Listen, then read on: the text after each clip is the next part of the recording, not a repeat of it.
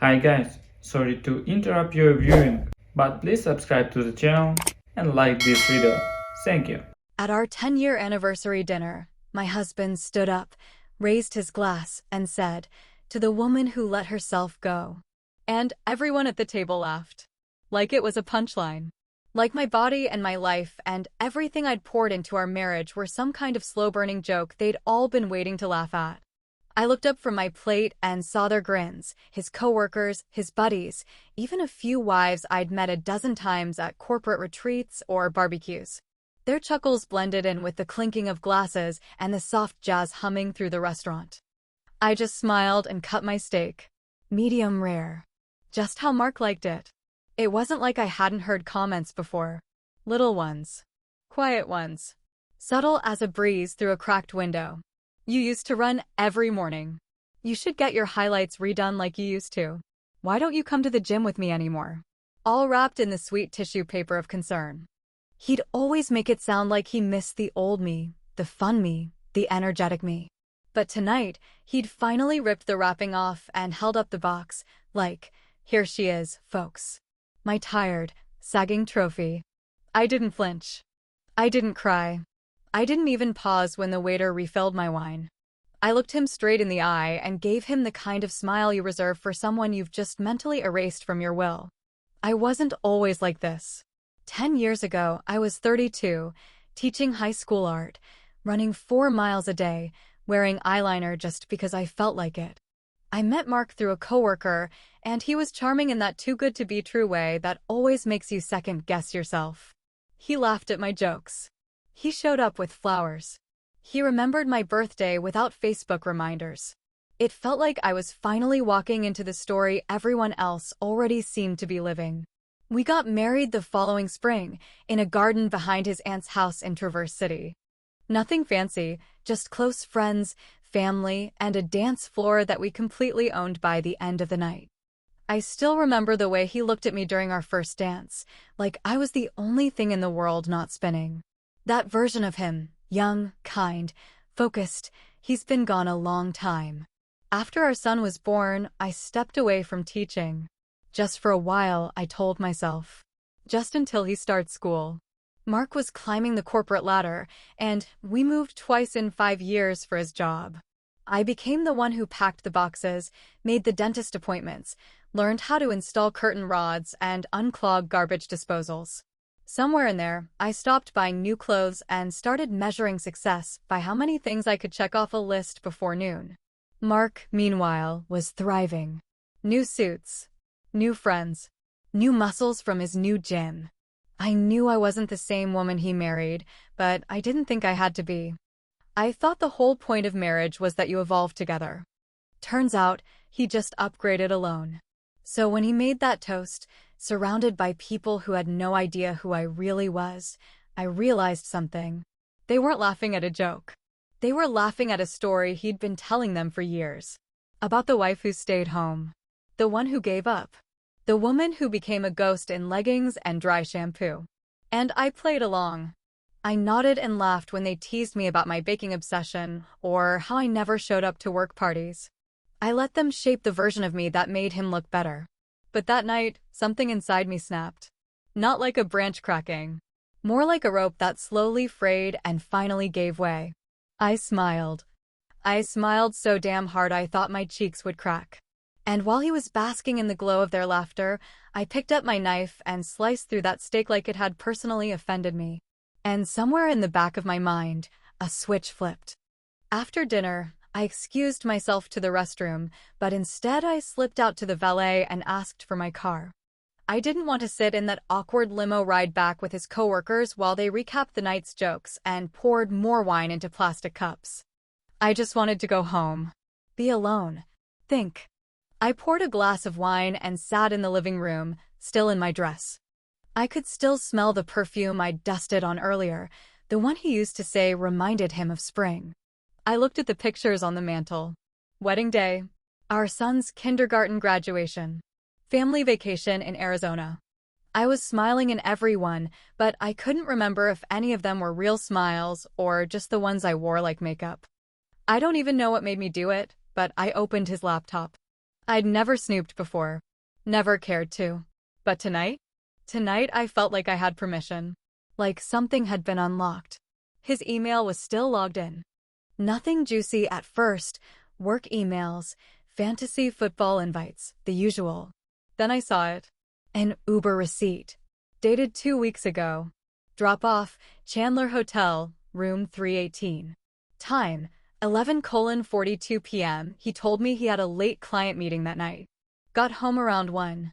Said he'd had a few drinks and crashed at the office for a bit. I even made him coffee the next morning, kissed his cheek, and told him he worked too hard. But the Chandler doesn't have conference rooms. It doesn't even have a restaurant. I stared at that receipt for a long time. Longer than I probably needed to. Not because I was shocked, but because I wasn't. Not really. It was like finally seeing a bruise in a place you'd been feeling sore for weeks. I closed the laptop and poured another glass of wine. I didn't cry. I didn't throw anything. I just sat there and let the silence stretch across the room like a warning. I didn't know it yet, but the plan was already forming. After the night of the steak and the toast, something changed in the way I moved through my days. It wasn't big at first, just a shift in how I watched him, how I paid attention to the tiny details I used to overlook. The way he kept his phone screen face down on the kitchen counter, how he started getting text messages late into the night and never bothered explaining who they were from. For a man who used to leave his phone on the bathroom counter, unlocked, during showers, he suddenly treated it like a ticking time bomb. And I was patient, not because I believed in him anymore, but because I was collecting pieces, little clues in the shape of silence, of half smiles, of sloppy cover stories he thought were airtight. It's funny how once you decide to start looking, you see everything.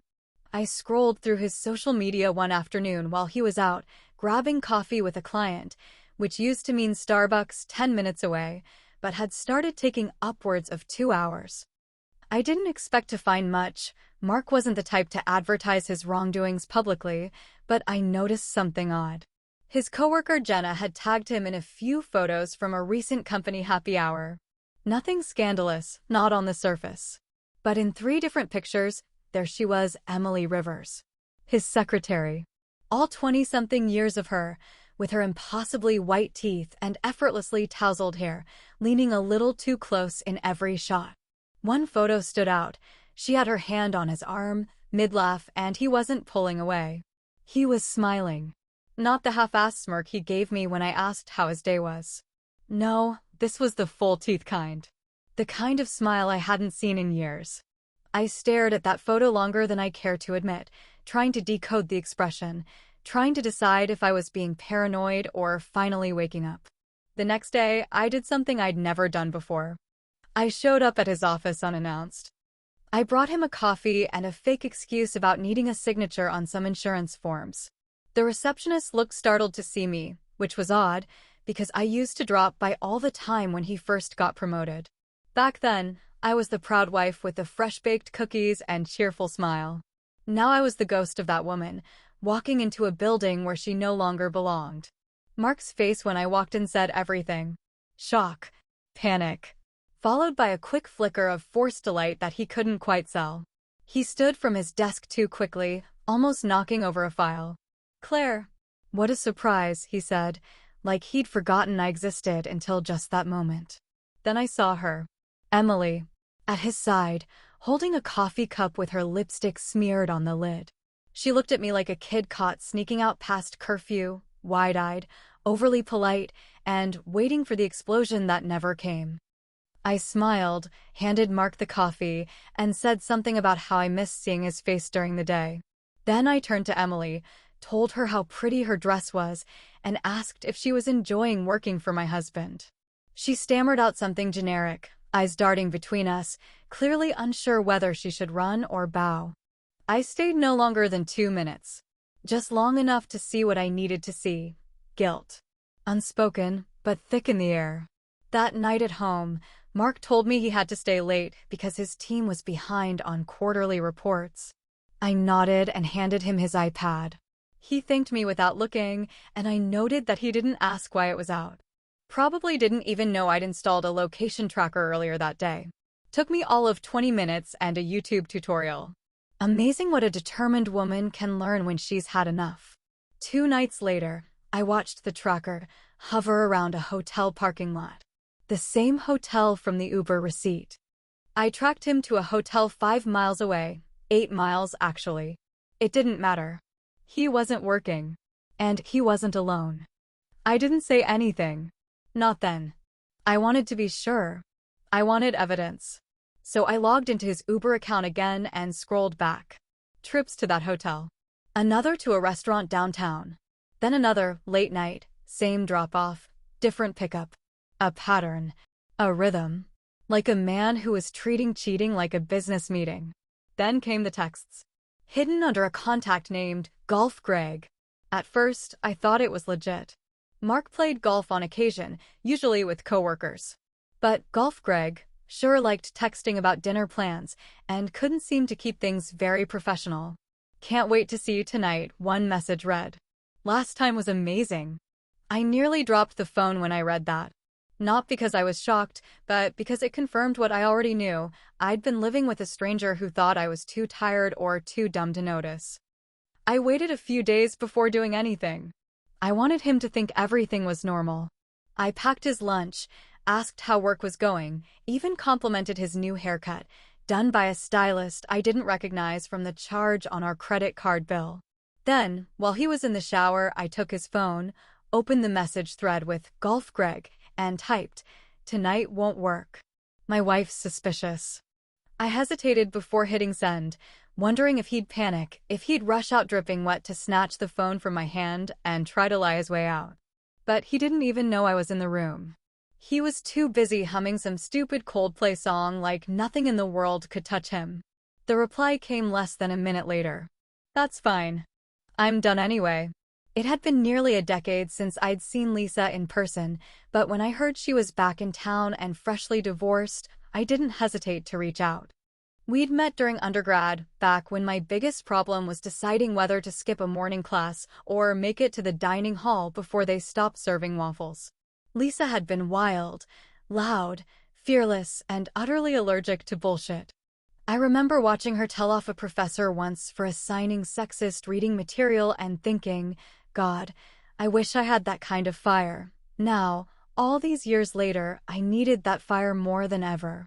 We met for drinks at a low-lit dive bar that smelled like stale beer and fried mozzarella sticks, the kind of place where you could scream into your glass and no one would even look up.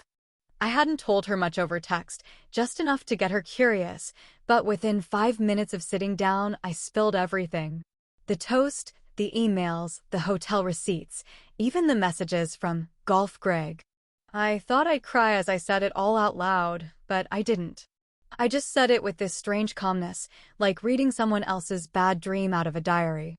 Lisa listened without interrupting, sipping her whiskey and nodding slowly, her face unreadable. Then she leaned back, crossed her arms, and said, "Claire, what the actual fuck are you doing still pretending this is salvageable?"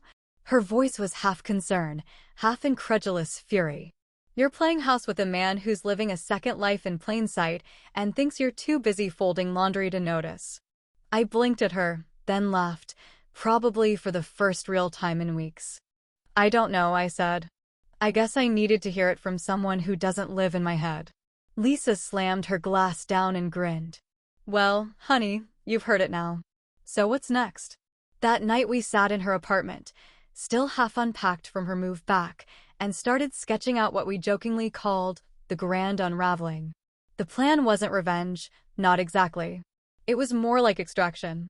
I wanted out, but I wanted to leave in a way that made it clear I hadn't been blind. I wanted to pull the rug out from under him so gently he wouldn't realize he was falling until he was flat on his ass. Lisa was all in. She lived for this kind of chaos with a moral core. We started with the financials. I hadn't realized until we started digging that Mark had used our money for his little escapades, plane tickets, hotel suites, expensive dinners logged as networking expenses. And the real gut punch? He dipped into the savings account my parents helped us build when we bought the house. The one we were supposed to use for our son's future. College. Stability. Not luxury hotel suites and God knows what kind of jewelry for a 26-year-old secretary. The more we found, the more enraged Lisa became. "He's not just a cheater," she said, waving a printout of a credit card statement in one hand. "He's a leech in a custom suit. And you? You're going to be the exterminator." It didn't take much longer for us to connect the dots and realize something even more twisted. Emily didn't know he was married. According to Lisa's anonymous account, which she'd used to DM Emily under the guise of being a concerned mutual friend, Mark had told her he and I were separated, just living under the same roof for the kids' sake. And Emily? She believed him. Lisa even found a blog post Emily had written months ago on a lifestyle site, something vague and romantic about finding love when you least expect it, even when there's baggage. The comments were full of heart emojis and girl power affirmations. I nearly threw my laptop across the room. I wasn't sure if I wanted to scream at her or hug her. How do you hate someone who didn't even know she was your enemy? Lisa was the one who came up with the next part of the plan. "Let him keep thinking he's in control," she said, eyes gleaming with a kind of vengeful clarity. "Let him lie. Let him dig. But you, start pulling strings. Quietly. Strategically. One cut at a time." And so I did. I started copying files. I changed passwords. I quietly moved some of the savings into an account with only my name on it, something Lisa had walked me through step by step. I booked an appointment with a lawyer, one Mark had never heard of, and started drafting a plan for custody. Every move I made was precise and invisible. He still kissed me on the cheek before work. Still left his dirty socks balled up under the bed. Still thought I was oblivious, floating in my little housewife bubble. Until she showed up. It was a Wednesday. I remember because I'd just finished cleaning out the garage, another part of my mental cleanse, Lisa called it. The doorbell rang, and I wasn't expecting anyone, so I opened it with a broom still in my hand. Emily stood there. Her eyes were red and swollen, and she was gripping her purse like it was the only thing keeping her from collapsing. Her mascara was smudged down one cheek, and her voice trembled as she spoke. "I didn't know," she whispered, eyes locked on mine. "I swear I didn't know." But now, she paused, hand drifting to her stomach, her lip quivering. "Now I don't know what to do."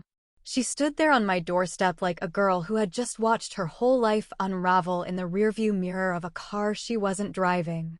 Emily, the other woman, the supposed villain in this mess, now looked like a child lost in the middle of a wildfire. Her hands stayed on her stomach like it was an anchor holding her together, and for a few long seconds, neither of us spoke. I didn't feel anger, not the kind I expected. I didn't feel pity either, not entirely.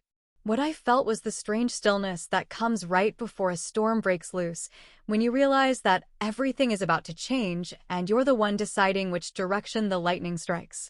I let her in. She sat on the couch like she didn't belong there, because in truth, she didn't.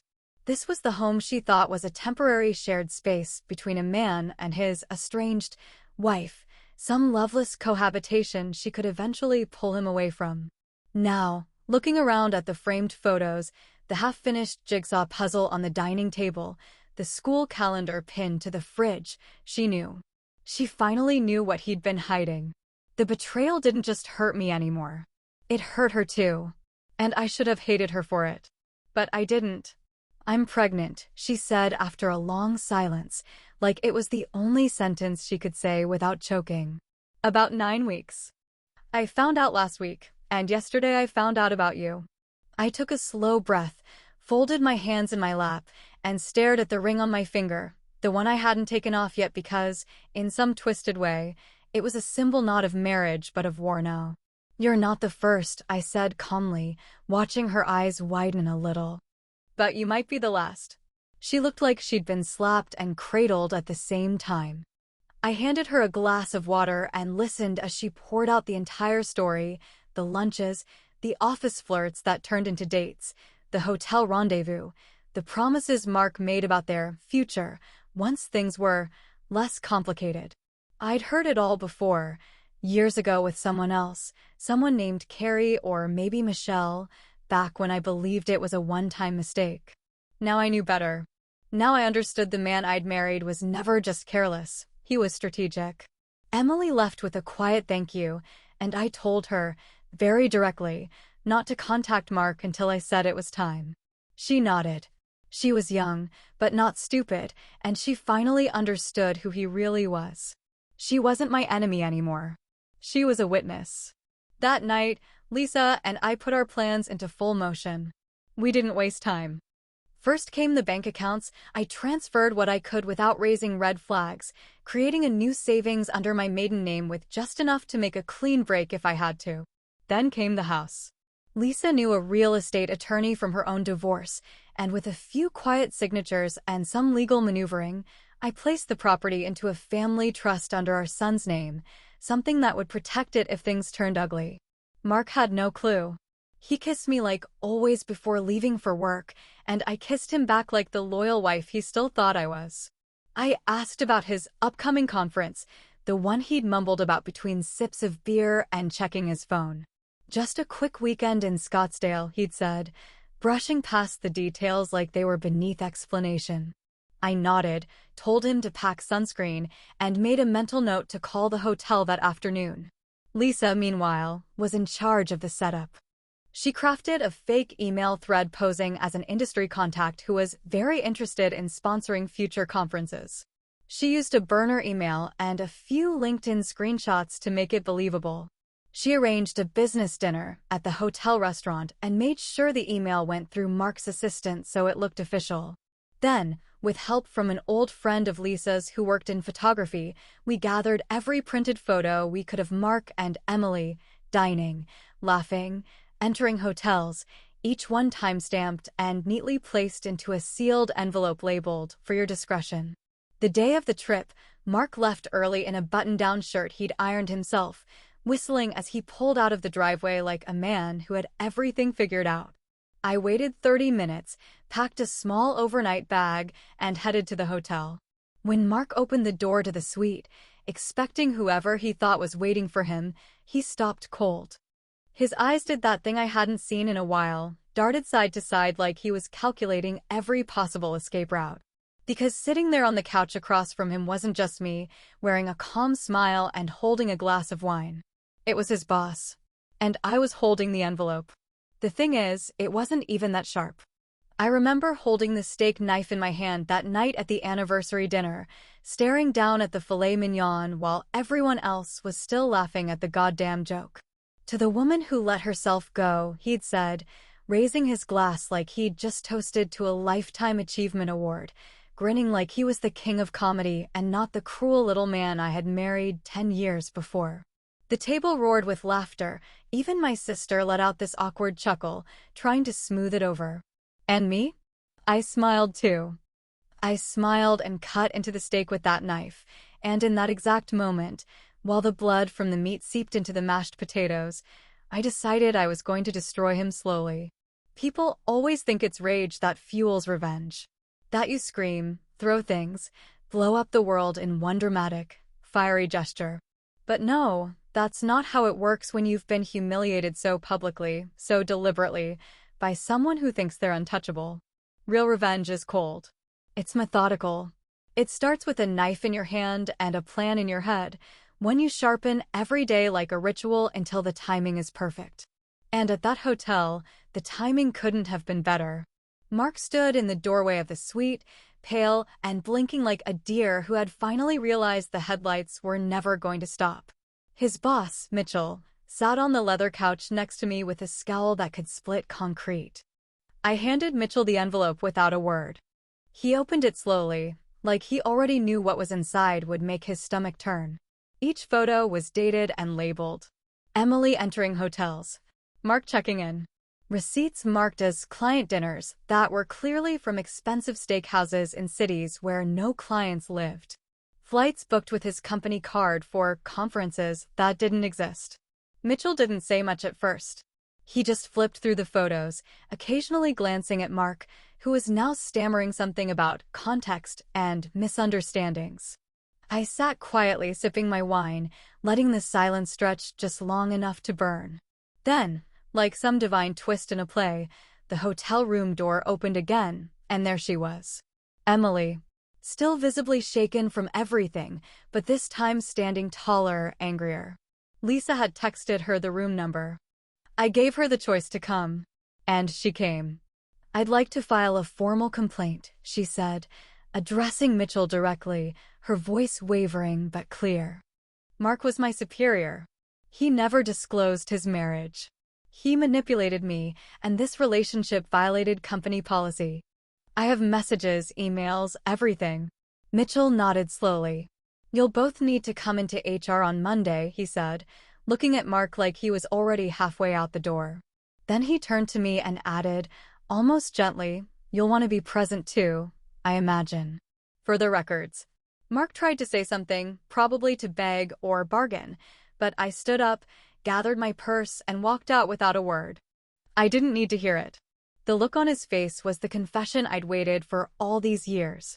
The next morning, he came home just in time to find his parents sitting in our living room, sipping coffee while I handed him a stack of papers tied neatly with a blue ribbon. It wasn't necessary, but it felt appropriate. His mother raised an eyebrow, his father muttered something about "not now," Claire, and Mark just stood there, staring down at the divorce papers like they were in another language. I stayed, I said, after the first affair 5 years ago. You don't even remember her name, do you? I stayed for Tyler.